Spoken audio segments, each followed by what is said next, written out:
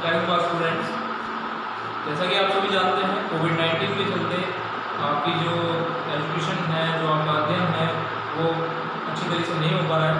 तो हम ऑनलाइन जो हमारी साधन है उनका हम प्रयोग करेंगे यहाँ पर अपने अध्ययन को प्रोसेस में लाने के लिए। तो सबसे पहले हम बात करते हैं मैथ्स के अंदर आपका चैप्टर आता है 11th क्लास के अंदर सेट्स। सेट्स जो कि बिल्कुल ही नया चैप्टर है आपके लिए। 10th क्लास में जो आपने पढ़ा था उनके बेसिक्स हमें यहाँ पर यूज़ करने हैं, बाकी सारा कुछ नया रहेगा। तो सेट्स जैसा कि डेफिनेशन से पता लगता है, अगर हम डेफिनेशन की बात करें सेट्स की कि सेट होता क्या है, तो यहाँ पर हम बात करेंगे सेट्स की डेफिनेशन हम देख लेते हैं। The well defined collection of objects is called set. The well-defined collection of objects is called set. तो जैसा भी आपको पता लगा, the well-defined collection of objects is called set. तो well-defined, ये well-defined क्या है? well-defined का यहाँ पे मतलब है कि उसके जैसा कोई और ना हो जिसमें हम किंतु परंतु लगा सकें। यानी कि केवल आपको जो आंसर देना है वो दो ही ऑप्शन है आपके पास में, यस और नो। इसके अलावा आपको थर्ड ऑप्शन नहीं मिलेगा इसमें।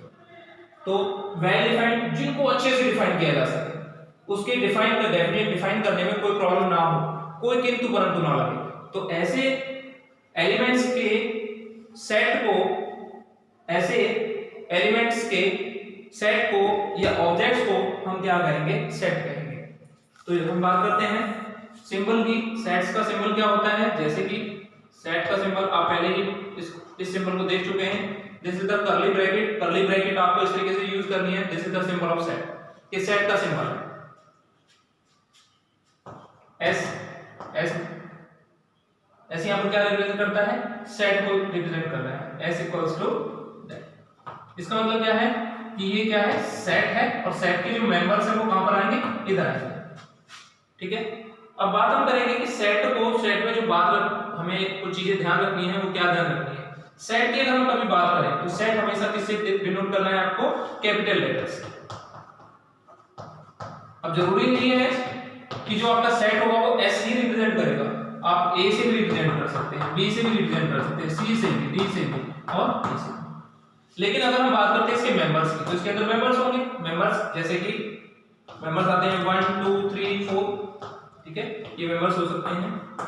ए कोई सेट है, इसके मेंबर्स है 1 2 3 4। बी कोई सेट है, इसके मेंबर हैं 4 5 6। इस तरह से हम इनके सेट्स के मेंबर्स को ले सकते हैं। अगर हमें इनके वेरिएबल्स आ जाए, सेट्स के अंदर वेरिएबल्स आ जाए, जैसे कि अल्फाबेट्स आ जाए ए बी सी डी। ए है कोई सेट है, इसके जो मेंबर्स हैं वो क्या होंगे? A B C D. This is the right way to represent their members. यानी कि अगर हम सेट को रिप्रेजेंट कर रहे हैं तो सेट को हमें रिप्रेजेंट किससे करना है? कैपिटल लेटर से। और उसमें जो मेंबर्स होंगे, जो एलिमेंट्स होंगे, जो ऑब्जेक्ट्स होंगे, ऑब्जेक्ट्स मेंबर्स एलिमेंट्स, ये तीनों एक ही बात है, अलग अलग बातें नहीं है।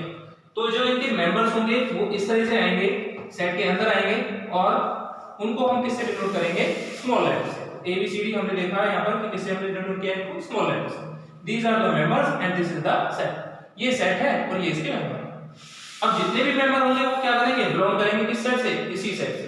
जैसे कि यहाँ पर हमने देखा कि यहाँ पर आया सी डी ई, ये आ जाता है।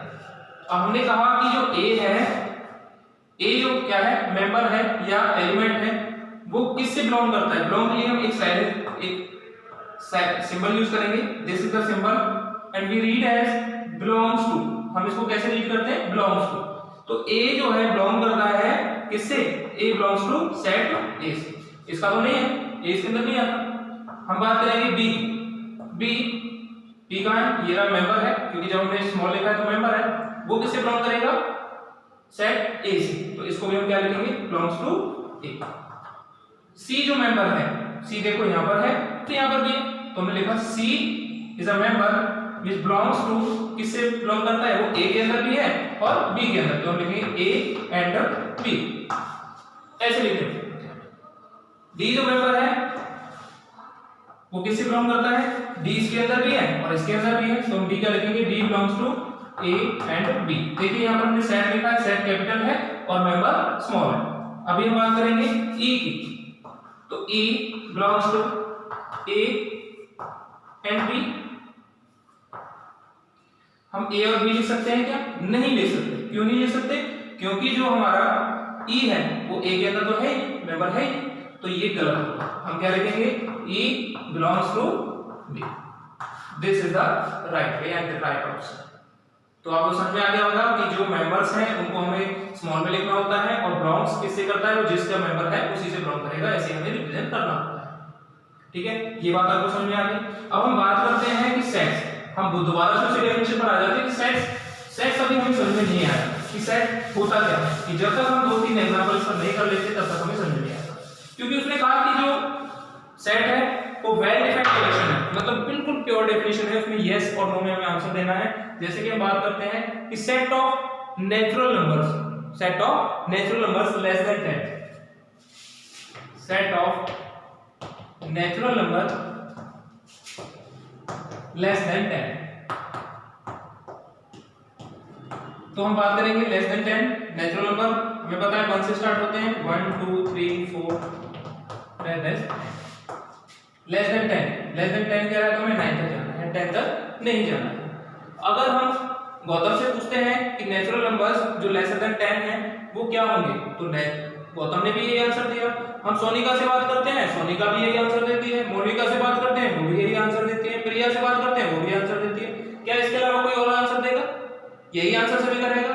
जो एक आंसर हो या तो वो यस में हो या नो में हो, तो हम अगर पूछते हैं तो वो यही कहेगा यस सर यही होते हैं, लेसर देन 10 तो यही रहेंगे, इसमें कोई किंतु परंतु नहीं है, किसी का अलग आंसर नहीं हो सकता। तो ये क्या है, आपका सेट है, दिस इज द सेट।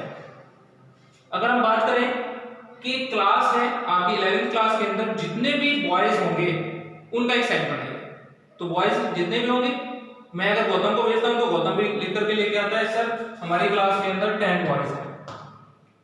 मैं प्रिया को भेजता हूं, प्रिया भी कहती है सर हमारी क्लास के अंदर 10 बॉयज हैं। मैं मोनिका को भेजता हूं तो वो भी 10 बॉयज ही बताती है। सोनिका को भेजता हूं तो वो भी 10 बॉयज बताती है।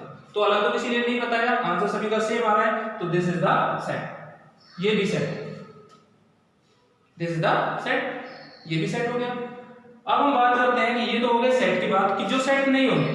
मैं कहता हूं कि आप 11th क्लास में जो मोस्ट इंटेलिजेंट स्टूडेंट्स हैं, 5 मोस्ट इंटेलिजेंट स्टूडेंट्स के नाम दे दीजिए।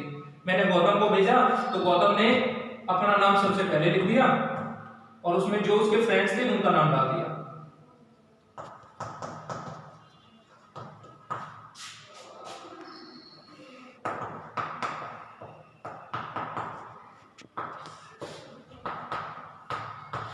ये उसने मुझे लिस्ट ला करके दे दी कि जो सर हमारी क्लास के अंदर 5 मोस्ट इंटेलिजेंट स्टूडेंट्स हैं, मुझे लगता है। अब मैंने प्रिया को भेजा, प्रिया ने किसी और का नाम दे दिया, उसने लड़कियों के नाम दे दिए। तो भाई किंतु परंतु तो हो गई ना, अगर मगर हो गई ना। तो जब अगर मगर हो जाए तो वो सेट होगा नहीं होगा, क्योंकि सभी की एक जैसी थिंकिंग नहीं हो सकती। सभी ये नहीं कह सकते कि वो मेरी नजर में इंटेलिजेंट है वही एक दूसरे की नजर में इंटेलिजेंट होगा, ऐसा नहीं हो सकता। मैं अगर लोगों के टॉप 10 प्लेयर्स, वर्ल्ड के टॉप 10 क्रिकेट प्लेयर्स के नाम दीजिए, तो किसी को तो भाई सचिन तेंदुलकर अच्छा लगता है, किसी को क्रिस गेल अच्छा लगता है, किसी को एबी डिविलियर्स नंबर 1 लगता है। तो क्या कॉमन बात हुई? नहीं हुई। यहाँ भी क्या हो गया, अगर मगर, कि नहीं वो तो छक्के बहुत अच्छे लगाता है। अगर हम एवरेज की बात करें तो वो तो एवरेज बहुत अच्छी है सचिन तेंदुलकर की।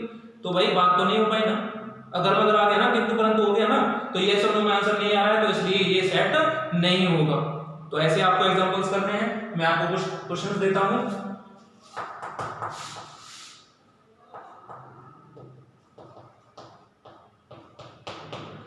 Most dangerous animals in the world.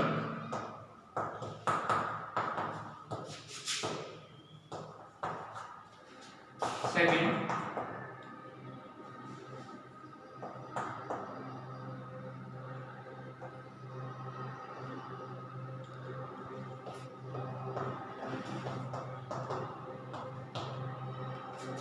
the hottest area in the world. Hottest area in the world. ठीक है, ये दोनों आपको क्वेश्चंस आपको करने हैं। ठीक है, तो आपको मैंने आज कराया सेट। ठीक है, इस पर आप फोकस करेंगे और इसकी एक्सरसाइज 1.1 का जो पहला क्वेश्चन है वो आपके सेट्स पर बिलोंग करता है। सेट्स आपको अच्छे से अगर आ गया होगा तो आप इसको निश्चित ही तौर पर कर पाएंगे। Thank you. और अपना ध्यान रखेंगे, कोविड-19 के चलते घर पर रहें, सुरक्षित रहें, स्वस्थ रहें। धन्यवाद।